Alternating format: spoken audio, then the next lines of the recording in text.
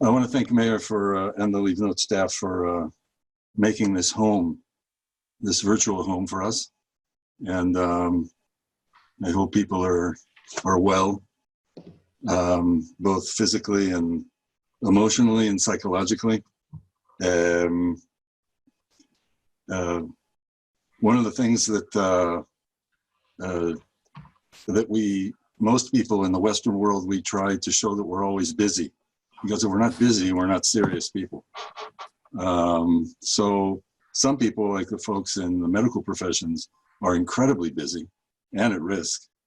And some of us are unbelievably unbusy, which I think in general kind of brings a bit of humility. You know, you can't, I'm busy right now, I can't deal with it. For instance, cleaning for Passover. There's no way I'm gonna get out of that this year. But that's good, you know, it keeps people humble and working. So the only subject I'm really licensed to talk about here is nature, and I miss it very much. So of course I brought a friend with me. This is a snake that is a corn snake, a very kind, relatively young snake. And I brought the snake mainly because we're going to try to talk about communal Jewish values through nature. And I wanted to start with this animal because it really is a fascinating animal. And they are constantly, or I could say they are born with social distancing. They do not know how to be social creatures. You can try to train them, but they always want to be alone. They don't like to be with other beings, including other snakes. They feel very vulnerable when they're not alone.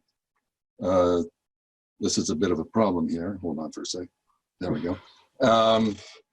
And the reason I wanted to bring the snake was for a number of things. First of all, these guys, they don't even have families. I mean, if the female lays eggs or has baby snakes, has a litter of snakes, they're gone. They just leave them and they're gone. No connection whatsoever, no family, no nothing. And now I know in some places in the world there are snakes that get together. It happens in the United States and in the Americas in general. In Israel, it really doesn't happen, that snakes simply don't spend time together. Unless they're mating, they're not with other snakes. They don't like it. And I wanted to start with one of the first stories of our people, right? That right after the story of creation, we have the story of the Garden of Eden. And it's fascinating that there's many ways to look at that story. One of the ways to look at the story of the Garden of Eden is the subject of responsibility, communal responsibility. Nobody takes responsibility, right? Hashem says to Adam and Eve, you know, I put you in the Garden of Eden, you've got to take care of it, you've got to work it. And they don't seem to be very disciplined when it comes to picking fruit from trees. But moreover, when the fruit is eaten, according to the story, Hashem comes to Adam and says, hey, what's going on? You weren't supposed to do that. And immediately he shifts the blame with a lot of craft, considering he'd never seen movies of people trying to shed the blame. You know, he was the first Teflon to just like let it slide. And immediately he says, the woman who you gave me, she gave me of the fruit. Hashem turns to the woman, she says, it was the snake. And Hashem didn't even ask the snake because the snake is the classic example of taking no responsibility. Nobody's taking responsibility. It's as if the snake is here to teach us how not to be communal.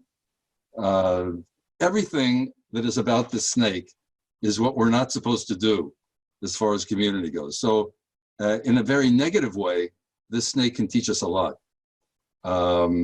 And it's interesting that this is like one of the first stories of our people that we talk about, taking responsibility for others. And once we didn't take responsibility for others, the story continues with us being expelled from the Garden of Eden.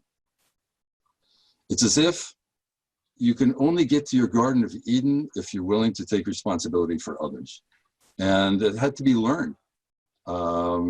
It wasn't in the DNA, as it were, of Adam and Eve. They had to learn it. And meeting the snake and trying to understand nature in general and animals, the snake just being an example, is a way to really understand how to and how not to connect to one's community. I'm going to put the snake back in the box, which is usually a bit challenging here. Okay. So with that being one of the basic stories, I wanted to turn to the source sheet that hopefully you all have access to. And it's really 4 different stories that I wanted to tell about 4 different things in nature, with the subject being learning communal values through nature.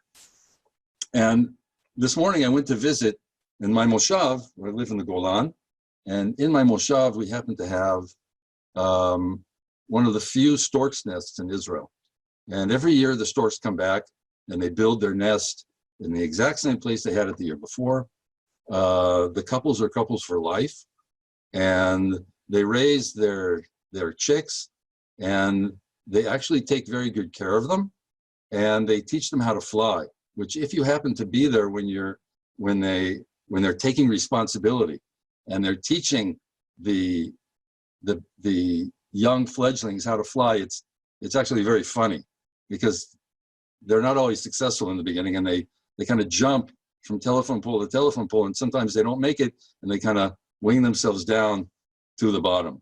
Mayor will be sharing the page here for those who want to look at some of the sources. So the second animal or part of nature I wanted to talk about was the stork. And the stork is mentioned in the Torah as being an impure animal, which means pretty much that it's not kosher. And so you'll see, for those who want, you can see the source sheet that Meir has shared. So the very first source is something that Rabbi Yehuda said, which is a question. And he says, why is the stork called Hasidah? Because Hasidah, it seems to be that the root word is Hasid or Chesed. And so he answers his own question. The reason that we call the stork Hasidah, or one who does Chesed, one who does acts of loving kindness, is because she does Chesed to her friends. And you can see that, for instance, if you put a baby stork in another stork's nest, they will almost always take care of it. They will adopt it. And not all birds do this, to put it lightly. It's true that sometimes storks eat their own, but that's usually not what happens.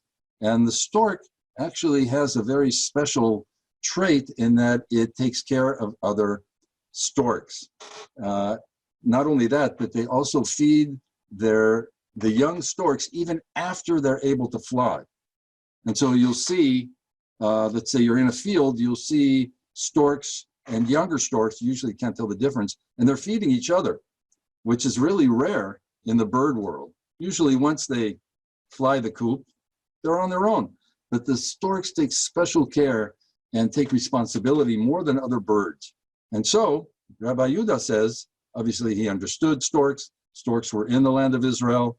They're mentioned often, a number of times, both in the Torah, the Tanakh, and also in the Talmud.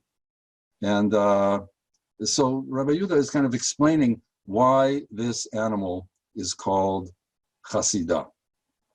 But then why can't we eat it? Why isn't it kosher? So a very important rabbi from a Hasidic group, right? Hasidim, people who are pious, who are doing acts of loving kindness. Hasidic group called Gur, G-U-R, in Europe. He wrote a book called Chidushei Harim. It's source number 2.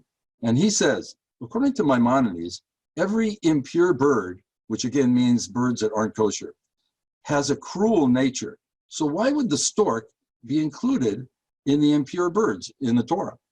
But our sages specifically noted that the stork does acts of loving kindness to her friends. She is kind only to her friends.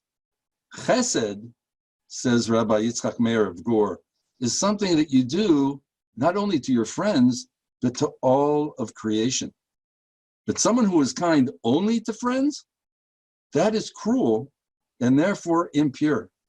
It's a beautiful idea here that Rabbi Yitzchak Meir of Gur is saying that we are not supposed to focus on the chesed, but to her friends part of the sentence.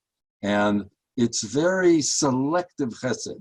True chesed will go out to anybody, not just folks in my family, not just people in my moshav or my community, not just Jewish people, but to not just humans, to everything. We should be trying to do chesed for all living things, for all things that are created, even for the inanimate. It's a fascinating understanding that was written by someone who was in the Hasidic movement, which is kind of a play on words because we're talking about the Hasidic bird, as it were, the bird that does acts of loving kindness. So stork is really a fascinating example of how you need to unfocus your chesed and just have it out there. Something I think that is very relevant today that we are able to help. We're not just helping people in our community, but the situation by staying home, we are actually helping, by staying in our nest, as it were, we are helping people all over the world indirectly. The next part of nature I wanted to talk about, the second out of 4, is date palms. When I first came to Israel, I worked for a number of years on a kibbutz, working in the date palm plantations. And it's really fascinating. You work the entire year and all of your work, and it's hard work and it's always in a hot area. Your work is for the time right around Rosh Hashanah time when you actually take down the dates. And taking down the dates is very, very hard. It's very, very heavy. You have to let it down from way up above down below. And it has a special name because in Hebrew, when we say that we're picking fruit, for every fruit we have a different word. For instance, if I'm picking grapes, there's a special Hebrew word for that. If I'm picking olives, special Hebrew word for that. And if I'm picking dates, there's a special word which is called gadid, G-A-D-I-D. So it's like, okay, it's the gadid season. We got to go out there and cut down those dates. And it's you need kind of like a machete to cut down the branch that's holding the dates, and then you let it down to the bottom. And that was always the funnest time. It was also the most challenging time because you just want to eat dates. It wasn't challenging because you wanted to eat dates and couldn't. In other words, you could eat all the dates that you wanted to, but after about 10 dates, it's usually you can't eat anymore, but you want to. That's what's challenging. So that was a very fascinating time to be working in the date palms. So that same word actually shows up in the book of Dvarim, in Deuteronomy, in the 5th book of the 5 books of Moshe, of the Torah. And it's a very, very strange commandment, a mitzvah, that has to do with how you mourn people. So if someone very close to you dies, in the ancient world, and especially in the pagan world, the reaction would be one of taking all your negative energy and turning it inwards towards yourself. And 2 of the things that you would do, that pagans did especially, as part of their pagan ritual, was literally to tear their hair out. I remember my mom often told me, you know, because of you, I'm tearing my hair out. That, of course, was a figure of speech, but people actually used to literally tear clumps of hair out of their heads because they were in mourning. And another thing, if you've read the book, Jay Missioner's Hawaii, it actually starts with someone who's gashing out their eye because they are in mourning. And it's a pagan ritual in a number of pagan communities. And so there's actually a special mitzvah, not very famous, and not something that people really have to deal with on a daily basis. And that's source number 3. You should not gash yourselves or tear out your hair for the dead. Very weird mitzvah, but Judaism trying to start a different kind of direction, wanting to leave the pagan world and also be in control of one's feelings and one's actions. We actually have a special mitzvah not to cut ourselves with knives, which is something that people do actually still today, or tear out our hair. Now, what does this have to do with anything? Well, the word that they use for not gashing yourself, they don't use the word that we usually use for cutting. They use the word that is used for taking down dates. And the word is lo titgodedu. In other words, they're saying in a very strange way, the Torah is saying, do not chop yourself like you chop down the dates. Really strange that they use that word. So source number 4, if you're able to scroll down, I hope you are. Source number 4 actually talks about this and has a play on words. Again, we're going back to the Hebrew word, which gives us a kind of wider perspective. And Reish Lakish and Rabbi Yochanan were 2 rabbis who lived in the Galilee and in the land of Israel a few thousand years ago. And Reish Lakish is telling his Chavruta partner, Rabbi Yochanan, he says, you know what, we can actually read this verse another way, an additional way. Instead of lo titgodedu, let's pronounce it lo titgodedu, which means do not cut yourself off and form separate groups. So according to Reish Lakish, he was looking at this verse and he's saying to himself, why is the Torah using the word for chopping down dates when telling us that we're not supposed to chop ourselves or gash ourselves when someone close to us dies? The reason that they're doing that is because it's not only a commandment not to gash ourselves, there's something else that's hinted, that's implied.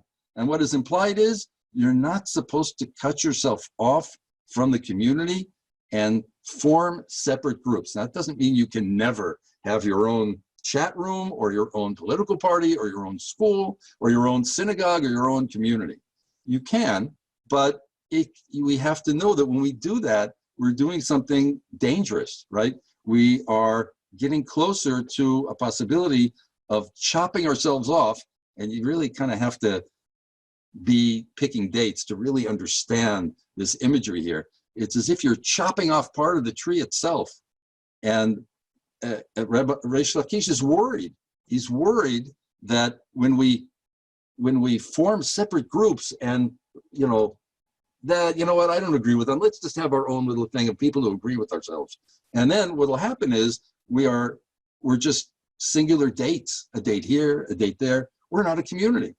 And I think it's fascinating that Reish Lakish kind of understood the date palm tree, just like Rabbi Yehuda and Rabbi Yitzchak understood the stork, that by looking at even a tree and agriculture, we're able to understand what the Torah is trying to tell us. In other words, as much as you can, try to see yourself as some part of a greater community. Also something that I think is a major theme that we're feeling all over the world today. Moving along to the 3rd out of 4 subjects. There's a very famous saying that we're hearing a lot today, and it comes from the Talmud. It's a very beautiful saying, 5 words that everybody can learn how to pronounce. And that is, as you can see, source number 5, Kol Yisrael Arevim Ze Lazeh. Very beautiful thing that it said. All of Israel are responsible for each other, is usually how it's translated. The literal understanding of Arevim, which goes back to, again, stories in the Bible and the Torah, is that all Arevim actually means in legal Hebrew that all of Israel are guarantors for each other, which means, for instance, if I want to buy a house in Israel, at least in the old days, and I wanted a mortgage, I had to convince the bank that I have enough money, but that's not enough. I used to, at least in the past, you had to get someone who would vouch for you, who would be your guarantor. And if you bailed out and you said, look, bank, I'm sorry, I can't pay for the rest of my house, then actually legally, the bank could turn to that guarantor, who's usually your friend, and saying, okay, that guy didn't pay up. Now it's your turn. You got to pay for them because you legally agreed to be that person's guarantor. Very dangerous thing. It caused a lot of social problems that you'd usually only ask, someone from your immediate family to be your guarantor. And it's really a beautiful idea that we're not just responsible for each other, but we're guarantors for each other. In other words, if you fail, if you are out of work, if you are out of your mind, I'm there to help you. I'm your backup. I'm there for you. I will go to the bank for you. I'll go to bat for you. I will help you in any way I can. It's a very beautiful idea that now we're actually doing worldwide. But interestingly enough, this actually comes from a tree. The word is also used for a tree, and it's a tree that everybody knows. It's the willow. We move down to source number 6, and this is something that was written by a man who passed away, but he's actually an expert. He was an expert in the nature in Jewish heritage, especially in the Torah and the Tanakh in the Bible.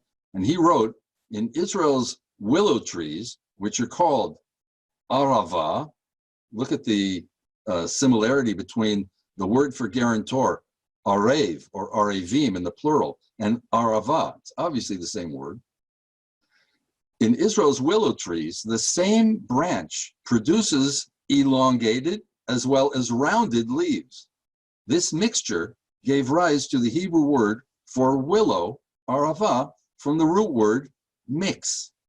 It's really very interesting that according to Noga, the reason that we call the willow the mixed tree or the diverse tree is because on its leaves, you'll see different shapes of leaves. On its branches, you'll see different shapes of leaves. Go to a eucalyptus tree or an apple tree or even a palm tree, right? A date palm tree. You'll see that the branches and the leaves are pretty much the same. That's the way they are. But the willow tree is different. The willow tree has different shapes on the same branch of leaves. How can that be? And that brought the ancients, according to this idea that Noga brings up, that brought the ancients to call it arava. What that means is that when we're saying all of Israel are guarantees for each other, we're hinting that all of Israel are guarantors for diverse types of people. And I would say this applies to the entire world here. In other words, we're not just helping the leaves that are shaped like us. We are taught by the willow tree and by these two sources that we are responsible for leaves that are not shaped like us at all, that maybe even have antithetical shapes to our shapes, but we're still connected to them and we still have responsibility. So the last subject, the last example I wanted to give is, of course, the caper bush, which is a bush that, for those who've been in Livnot, that you can see all over Israel and speaks to a lot of people. And here, this is a story of how to deal when other people are having a tough time. And it begins with a war that happened between Israel and a people called Amalek that happened in the desert when we were leaving Egypt on our way to Israel. And in the Talmud, it starts by saying, when the community is in trouble, a person should not say, oh, I'll go home and eat and drink and everything will be fine. Instead, a person should share in the distress of the community. In other words, okay, you know what? I'm not in a group that's in danger. I'm young, I'm healthy. I have a great respiratory system. It's not my problem. Let them deal with it. But rather, giving an example here. So during that war between Israel and Amalek, they found that when Moses raised its hands, the war was going for the Israelites and against Amalek. So they needed this older man to have his hands in the air all the time. And they wanted him to sit down to be comfortable. And they could have had a nice couch there for him, a little one of those TV recliners that he could lean back in. But instead, he sat on a stone. And that really impressed the sages. And so they said in the Talmud, and so we find that Moshe shared in the distress of the community during a war. He sat on a stone and not a pillow or a cushion, saying, and I'm in source number 7, since the people of Israel are in distress, I too will be with them in their distress. Very beautiful idea that here's an older person who's having a tough time, and instead of being comfortable, he is requesting to sit on a stone because it's the least that he could do to, besides saving them with his hands and being connected to Hashem, of course, he wanted to show his identification and his connection to the Jewish people.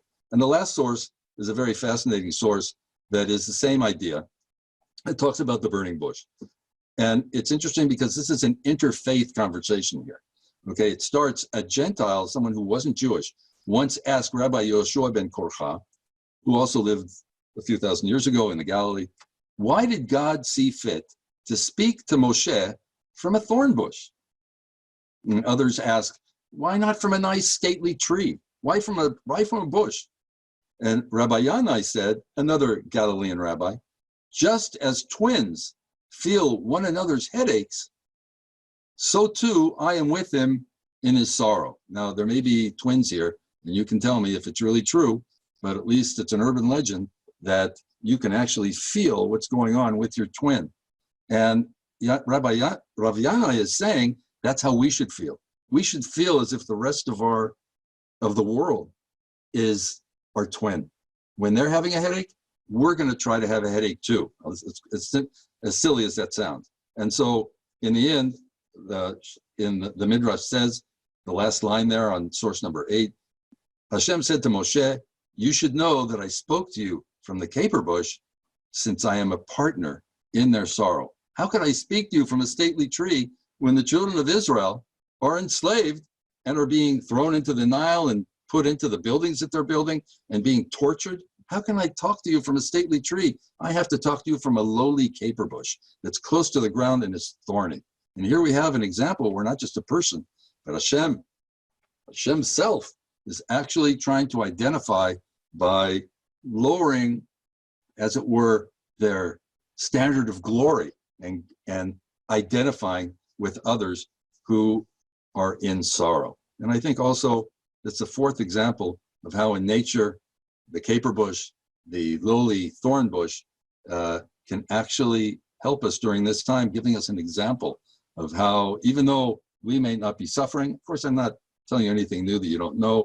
Everybody here is obviously has some kind of feeling of responsibility for others, but we're getting like a backwind here from the Jewish sources that are telling us, not only because of ethical reasons, but as it were, all of nature is behind us and trying to help us be more communal. Now, it's obviously possible to look at nature and say, survival of the fittest, who cares? You can take sources and use them whichever way you want. But obviously, it's our tradition to try to take the Jewish sources and take nature, and in the Jewish sources, use them for good, for making the world a better place.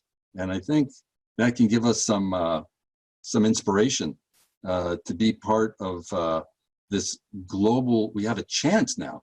We usually don't have a chance to really influence the entire world. We have a chance now, a very rare chance, maybe a historic chance, to, by doing very little, although it can be very painful at times, of course, but by doing very little, we're actually able to be communal for ourselves, for our families, for our communities, for our countries, for our peoples, for our religions, and of course, for the entire world, for the entire cosmos. thank you for your ears and your participation. Mayor, if people would like to comment, I mean, I think it would be beautiful if people can add their own wisdom from things that you've been going through in the past days or weeks, and the insights that you've gotten, whether it be from nature or not.